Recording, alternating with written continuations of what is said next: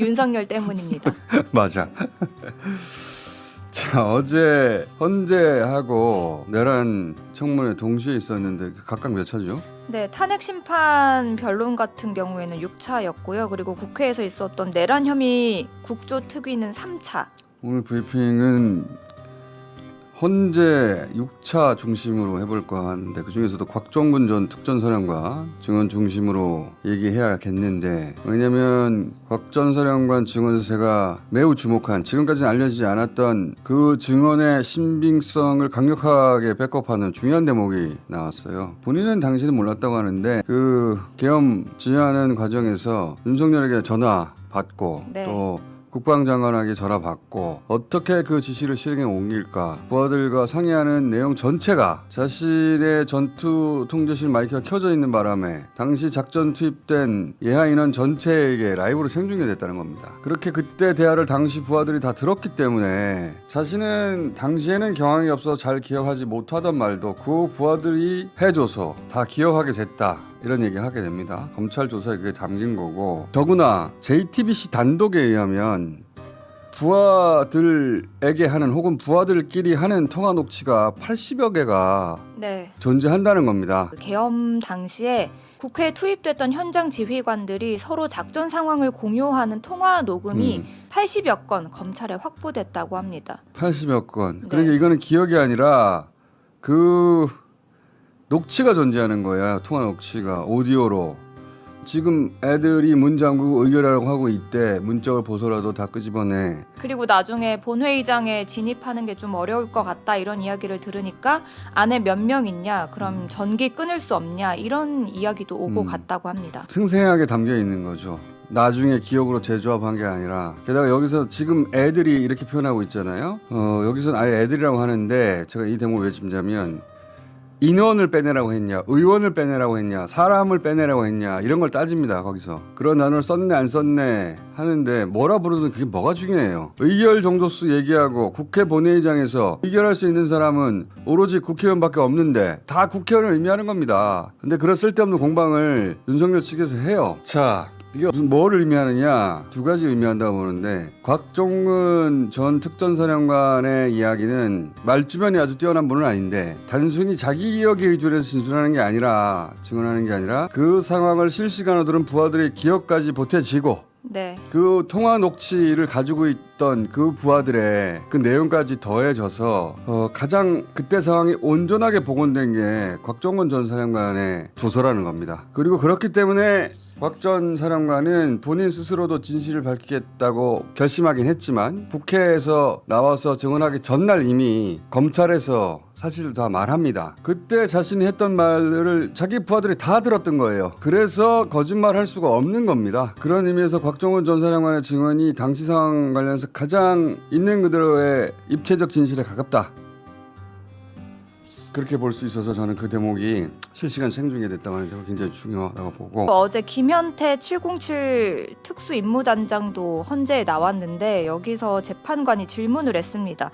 곽종근 사령관이 화상회의 도중에 마이크를 켜놓고 지시를 해서 그 내용이 다른 부대원들도 들었다고 하더라, 이걸 들었냐라고 하니까 나도 그렇게 들었다라고 증언을 본인은 했습니다. 직접 작전 투입돼서 그걸 네.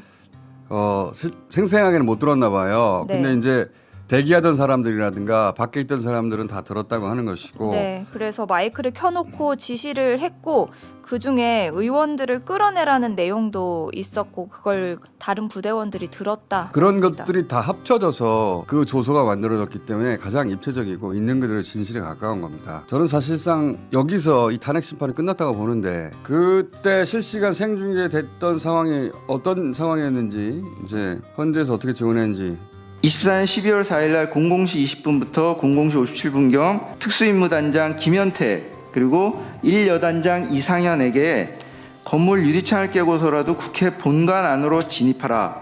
국회의원 150명이 넘으면 안 된다. 본회의장 문을 부수고라도 안으로 들어가 국회의원들을 밖으로 끌어내라. 대통령님 지시다. 문짝을 도끼로 부수고라도 안으로 들어가서 다 끄집어내라. 전기라도 차단하라. 뭐 이런 지시를 했다고 공소장에 있는데 증인 이게 맞습니까? 제가 이거를 하라고 지시한 게 아니고 대통령님과 김용현 전 장관이 저한테 지시한 내용을 참모들과 현장에 있는 지휘관하고 논의하는 과정의 내용이 그대로 써 있습니다. 그때 당시 상황은 저는 이렇게 전투통제실에서 이렇게 앉아 있어서 앞에 화면을 보고 이렇게 지휘를 하고 있었고, 707 특임단장은 현장에 나가서 현장 밖에 있었고, 그 다음에 1공수 여단장은 지휘 차량을 타고, 그렇게 되다 보니까 저는 707 특임단장한테는 비아폰으로밖에 지시할 수가 없었고, 나머지는 저도 그 중간에는 몰랐는데 나중에 알았는데 이 마이크를 지금 이렇게 켜 있지 않습니까? 이게 시작할 때부터 이 마이크가 이제 명령하더라도 이게 켜 있었는데 이걸 안 끄고 그대로 끝날 때까지 그대로 뒀었던 것 같습니다. 예. 그렇게 하다 보니까 제가 얘기하는 것, 장관 지시하는 것, 뭐 대통령 지시받고 막 얘기하는 것, 이런 내용들이 명령하달 때부터 끝날 때까지 예하 전체 인원들까지 이게 라이브로 생방송이 돼 버렸습니다. 예, 알겠습니다. 1여단장은 자기 차량 스피커로 그대로 연동이 돼서 거기서 막 아는 내용들이 다 생중계에서 넘어갔던 모양입니다. 707 특임단장 같은 경우는 이 전체의 내용을 그때 당시는 몰랐고, 제가 전화로 하는 사항들을 막 지시받고 하는 사항들을 이해해 있어서 정도의 차이가 좀 있었습니다. 지금 상황 말씀을 해주셔서 잘 이해가 됐는데요.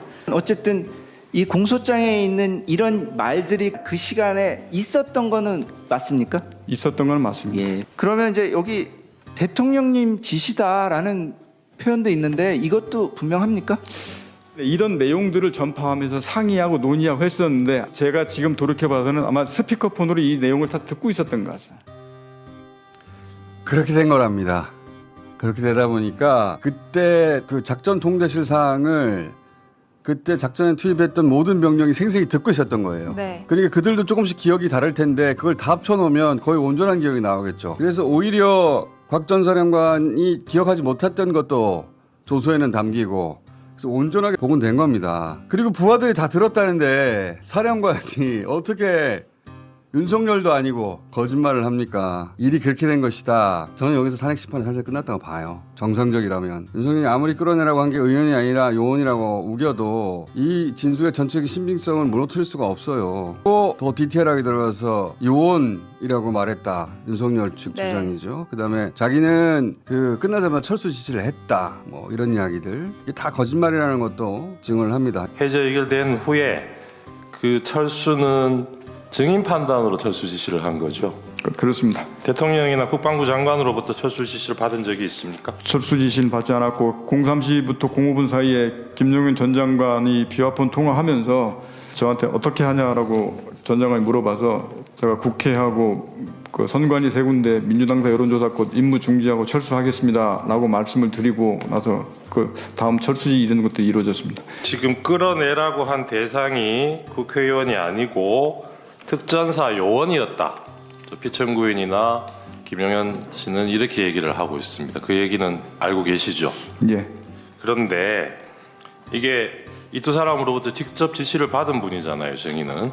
예, 제가 직접 받았습니다. 그러니까 의결 정족수 얘기도 앞에 있었고 하기 때문에 별로 뭐 오해할 여지가 없을 것 같긴 한데 회원으로 이해했고, 11시 50분에 김용현 장관이 707 특임단 병력 추가 출동을 지시를 하잖아요. 예. 김현태 대령이 지휘하는 그 인원만 가지고는 이렇게 국회 통제가 안 되고 확보가 안 되니까 부족하다고 보여서 추가 출동 지시를 한 거죠. 네, 전 그렇게 이해했습니다. 예. 그런데 이 사람들이 지금 이게 요원을 빼내라고 한 거다라고 얘기한 시점이 00시 20분이에요. 그 707 특전 그 작전 요원들이 분명히 그 시점에는 본관에 들어가 인원이 없었습니다. 그렇죠. 김현태가 들어간 유리창 깨고 들어간 게 00시 36분 그 정도죠. 34분. 4분인가 저는 그 정도 34분이고 증인하고 통화한 게 36분. 36분 그때 통화했습니다. 그러니까요. 그러니까 00시 20분 그 어간에는 안에서 빼낼 요원이라는 사람이 안에 있지가 않은 상황이에요. 그때 당시에는 본관에 인원이 없었습니다.